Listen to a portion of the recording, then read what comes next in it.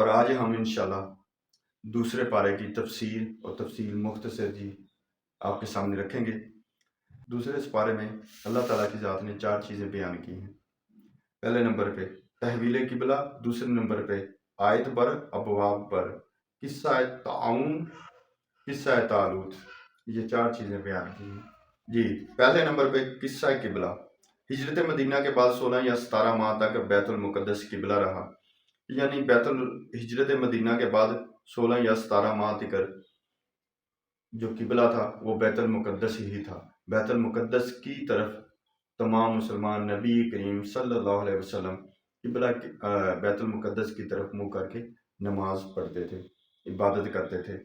پھر اس کے بعد نبی کریم صلی اللہ علیہ وسلم ایک دن نماز پڑھ رہے تھے تو نبی کریم صلی اللہ علیہ وسلم نے چاہت کی کہ میں اپنا قبلہ، اپنا رخ پھیر دوں اور خانہ کعبۃ اللہ کی طرف کر لوں، تو اللہ تعالیٰ کی ذات نے نبی کریم صلی اللہ علیہ وسلم کی نیت کو اور دل کو بھانپ لیا اور حضرت جبرائیل کے ذریعے پیغام بھیجا، وہی بھیجی کہ اے نبی، جدھر تم بار بار رخ پھیر رہے ہو، تمہارے دل میں جو چاہ ہے بے شک میرے علم میں ہے، اس لیے تم ادھر کو منہ پھیر لو۔ تو اللہ تعالیٰ کی ذات نے حکم دیا اور اللہ کے نبی نے بیت اللہ کو، کعبۃ اللہ کو جو ہے قبلہ قرار دے دیا، تو اس کی طرف نماز پڑھنی شروع کی۔ اس کے بعد پھر نبی کریم صلی اللہ علیہ وسلم نے ہمیشہ 16 یا 17 ہجرت کے 16 یا 17 ماہ بعد اللہ تعالیٰ کے نبی نے بیت اللہ، کعبۃ اللہ کی طرف نماز پڑھنی شروع کر دی۔ اس وقت سے لے کر اب تک تمام کا کعبہ کعبۃ اللہ ہی ہے۔ آیت بر ابواب بر، قرآن پاک کی آیت ہے سورۃ بقرہ کی 188 نمبر، اس کو آیت بر کہتے ہیں۔ آیت بر کہلاتی ہے، اس میں تمام احکامات، عقائد، عبادت، معاملات، معاشرت، اخلاق اجمالی طور پر مذکور ہیں۔ آگے ابواب بر میں تفصیلی طور پر ہیں۔ اس میں یہ چیزیں بیان کی گئی ہیں، صفا مروہ کی صحیح، مردار، خون خنزیر کا گوشت وغیرہ۔ صفا مروہ کی صحیح، صفا مروہ کیا چیزیں ہیں؟ من شعائر اللہ، اللہ تعالیٰ کی نشانیوں میں سے نشانیاں ہیں، اس کے بارے میں بیان کیا گیا ہے۔ اس کے بعد جو مردار اور خنزیر ہے ان کا گوشت کو حرام قرار دیا گیا ہے اس میں، اور اس کے علاوہ جو غیر اللہ کے نام پر چیزیں قربان کی جائیں، کسی نعوذ باللہ کسی بت کے نام پر، کسی اور چیز کے نام پر جو چیزیں قربان کی جائے ان کی ممانعت کی گئی ہے۔ اس کے علاوہ قصاص کے بارے میں بیان کیا گیا کہ قصاص کیا چیز ہے، آنکھ کے بدلے آنکھ، کان کے بدلے کان، قصاص کے بارے میں بیان کیا گیا کہ قصاص کیا چیز ہے، اور قصاص کے متعلق جو ہے نا تفصیل بیان کی گئی ہے۔ وصیت اور روزے کے متعلق بیان کیا گیا کہ اے ایمان والا، تم پر روزے فرض کر دیے گئے جیسے کہ تم سے پہلے لوگوں پر فرض کیے گئے تھے۔ اس لیے روزے کی جو فرضیت ہے کہ روزہ کب فرض ہوا اور اس کا قرآن پاک کی کس سپارہ میں اور کس قرآن پاک کی صورت میں بیان ہے، وہ سورۃ بقرہ ہے، سپارہ نمبر 2 ہے۔ اچھا، اس کے بعد اعتکاف اور حرام کمائی، حلال کمائی کے بارے میں بیان کیا گیا ہے۔ جہاد، حج کے بارے میں بیان کیا گیا ہے۔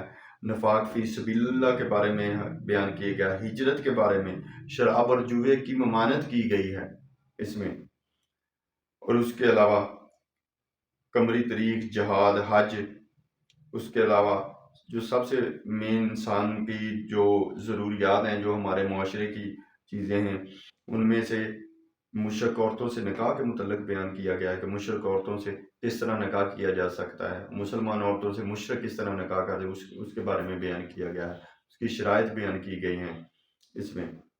اگر ہم تفصیل میں جائیں گے تو یہ بہت، ان میں سے یہ جو 20-25 پوائنٹ ہے نا، ان میں سے ایک پر ایک گھنٹہ تقریر ہو سکتی ہے، لیکن ہم مختصر سا بیان کریں ہیں تاکہ آپ کو مختصر ترین وقت میں دوسرے سپارے کے متعلق آگاہی حاصل ہو جائے کہ اس میں اللہ تعالیٰ کی ذات نے کون کون سی چیزیں بیان کی ہیں۔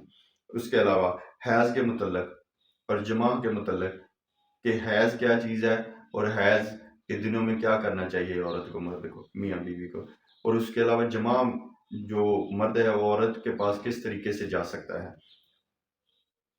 اللہ تعالیٰ کی ذات نے مرد اور عورت کو دوسرے کا لباس قرار دیا ہے۔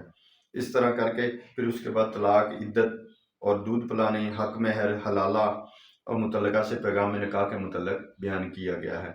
ये दूसरी है। ये मुसलसल ही आयतें हैं जिनमें अल्लाह ताला की ज़ात ने हमारे नबी करीम सल्लल्लाहु अलैहि वसल्लम के ज़रिए हमें ये बताया कि हमने मुआशरे में रहना किस तरह है, निकाह किस तरह करना है, तलाक किस तरह देनी है, और मुशरक औरतों से निकाह किस तरह करना है, किसी तलाक याफ्ता औरत को निकाह का पैगाम किस तरह भिजवाना है। ये बहुत बड़ा सवाब है मुतल्लका औरत से शादी करना। और फिर हलाला किस तरह करना है।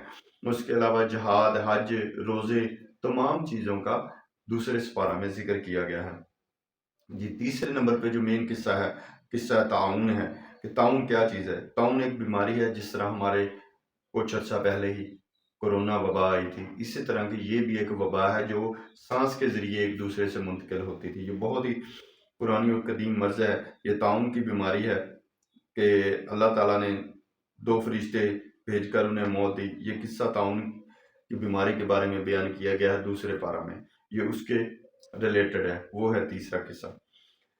और चौथे नंबर पे जो मेन चीज़ बयान की गई है वह है किस्सा तालूत।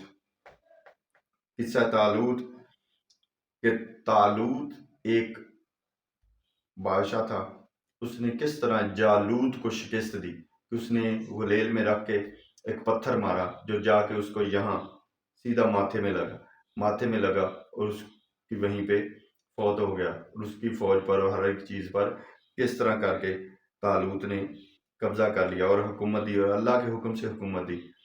जो तालूत था वो अल्लाह ताला के बुजुर्गिदा बंदों में से बंदा था, जिसने अल्लाह का नाम लेकर बिस्मिल्लाह पढ़कर सिर्फ एक छोटी सी कंकरी उठाई, गुलेल में रखी और ऐसे खींच कर फेंकी, और जाके सीधा गुलेल उसके यहाँ माथे में लगी, उसकी वहीं पर मौत हो गई। तो फिर अल्लाह ताला की ज़ात ने वो तमाम जो हुकूमत थी वो तमाम अल्लाह ताला की ज़ात ने तालूत को दे दी। जालूत जहन्नम वासिल हो गया। तो तमाम चीज़ें, तमाम हुकूमत अल्लाह ताला की ज़ात ने जो है वो तालूत को दे दी, और हुकूमत का इक़्तिदार हर एक चीज़ उसने संभाल ली। जी, ये दूसरा सिपारा था। दूसरे सिपारे में ये 4 चीज़ें बयान की गई थी मेन किस्से। दूसरा सिपारा बहुत ही अहम सिपारा है।